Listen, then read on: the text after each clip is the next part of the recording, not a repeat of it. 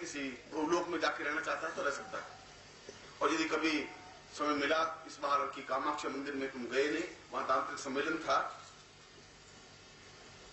और मैं कामाख्या में उस तांत्रिक सम्मेलन में ही गया था। उसमें कोई विचित्र तांत्रिक हैं, तुमने तुमको देखा नहीं और तुमने तांत्रिकों को भी देखा नहीं। तुम भूतनाथ, प्रेतनाथ, पिशाचनाथ को देखे, तांत्रिक नहीं देखे। बहुत तेजस्वी और क्षमतावान, चुनौतियों को झेलने वाले और चुनौतियां देने वाले, और उनके सामने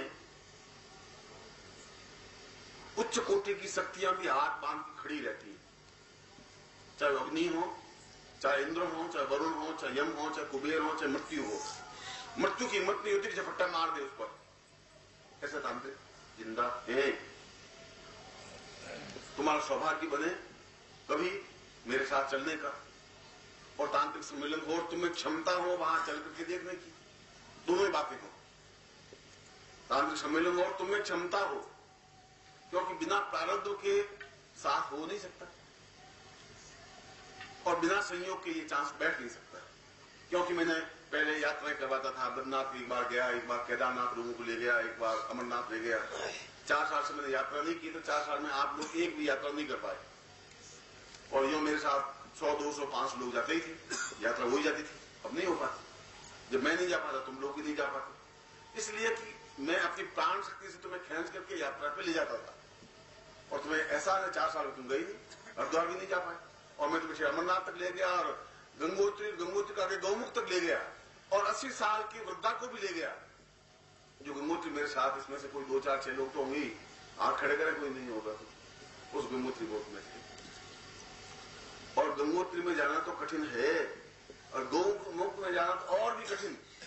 8 साल का बालक भी था उसमें और 60-70 साल की वृद्धा भी थी और कहीं किसी को अहित नहीं हुआ, न कोई मरा। बस ये आदमी गौमुख से जाना अत्यधिक कठिन और दुष्कर होता है। अब जिनको प्रारब्ध है उनको गौमुख देखा, नहीं प्रारब्ध है तुम्हारे, अब तुमको गौमुख होता ही नहीं कुछ। हमने देखा नहीं इसलिए कैसे मान ले। अब तुम्हारे तक मैं पहुंच नहीं सकता। अब तुम कहते हो नहीं होता तो मैं मान लेता हूं नहीं होता, पर गौमुख है। तो जब मैं कह रहा हूं कि भूलोक है तभी मानना पड़ेगा, फिर भूलोक है तभी मानना पड़ेगा। और या कह रहे हो मैंने गौमुख देखा नहीं इसलिए गौमुख नहीं है, और गंगोत्री मैंने देखी नहीं इसलिए गंगोत्री नहीं हो सकती, और नेपाल मैंने देखा नहीं इसलिए नेपाल नहीं है, उससे चल नहीं सकता। मेरे कहने का तात्पर्य यह था कि उन तांत्रिकों में वो क्षमता है। और इस तंत्र सम्मेलन में हिमालय के वो तांत्रिक आए थे जो अपने आप में बड़े सिद्धतम आचार्य हैं, बहुत क्षमतावान हैं और विचित्र वेश धारण की और उनकी मस्ती है। वो इस बात की परवाह नहीं करते कि लोग मुझे क्या कहेंगे, कैसे देखेंगे। नंगे हैं तो बिल्कुल नंगे हैं, नरमुंड पहने हुए हैं तो नरमुंड पहने हुए हैं, खोपड़ी सिर पे रखी हुई तो खोपड़ी रखी हुई है, और चिमटा लगाए हुए चिमटा लगाए हुए हैं, और बबूत लगाए हुए बबूत लगाई हुई है, और 20 कपड़े पहने हुए 20 कपड़े पहने। वो ऐसा क्यों करते हैं? इसलिए कि उनको इस बात की परवाह नहीं होगी पड़ोसी क्या कहेगा, इस बात की चिंता। और तुम्हें इस बात की चिंता है कि अगर ऐसा कर लिया तो ये क्या सोचेगा, और तुम इसलिए दुखी हो। जब मैं कहता हूं ध्यान मस्त के साथ झूमते हुए आरती गाओ तो तुम झूमते तो, मैं ध्यान पे इसमें टल्ला नहीं लग गया। पास बैठा है वही ऊपर के ठीक है, झूम रहे गुरु, झूम तो रहे, झूम रहे और जान भी है कि टल्ला लग गया तो गड़बड़ होगा, ये सोचा अभी जाएगा सब टल्ला लगा दिया पागल है। इसलिए तुम्हें आसपास की चिंता है और वो चिंता मुक्त। मगर उनके सामने बहुत दमखम वाला आदमी खड़ा हो सकता है जिसकी लात में ताकत होती है तो वो मानते हैं, बातों से मानते नहीं। वो उनको हाथ जोड़े कि भाई आप वो भाई कुछ नहीं, वो ऐसे बोलते हैं। वहां पर मैं अगर ऐसे प्रवचन देने लग जाऊं तो वो सुने ये सारा नपुंसक आदमी कहां से है, आदमी है ये क्या है। उनको उसी प्रकार से चुनौती के रूप में फटकारते हुए गाली देते हुए तो बात करनी पड़ती है, और लात लगानी पड़ती है। 40 फुट जाके गिरता है तो वो खड़ा गुरु जी क्या गलती क्या हुई,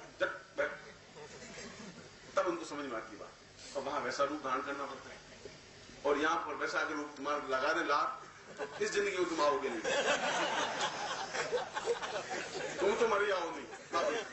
और दूसरों कहना कि गुरु जी तो बस बुद्धि सठिया गई है, अब गुरु जी 40 फुट जाके गिरोगे और तुम जाना मत।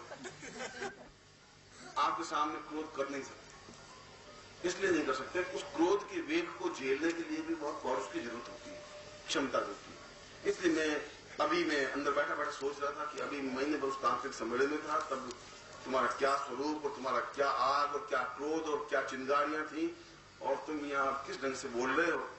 समय समय की बात है, और कभी तुम्हें जीवन में मेरे साथ यात्रा करने का मौका मिले, तीर्थ यात्रा करने का या किसी तांत्रिक सम्मेलन में जाने का, और जरूर मौका मिल सकता है अगर तुम्हारा मेरा साथ संपर्क साहचर्य बन रह सके। इसलिए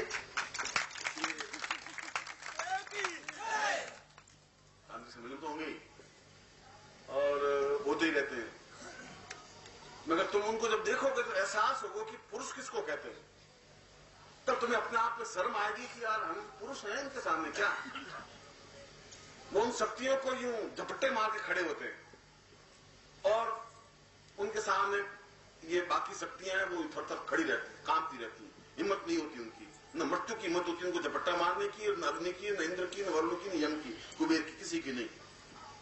वो अगर लक्ष्मी को कहते हैं कि तुम्हें ये इतना सामान लाना है तो उस जगमाल ला के देना ही पड़ता है।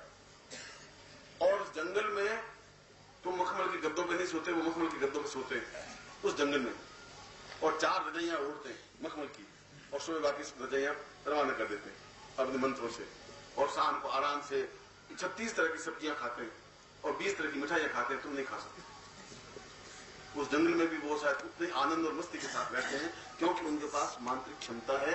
ये 1 लाख 2 लाख इकट्ठा करना तो एक बहुत छोटी सी और बेकार सी घटना है। तुम्हारे लिए 1 लाख 2 लाख बहुत बड़ी बात हो।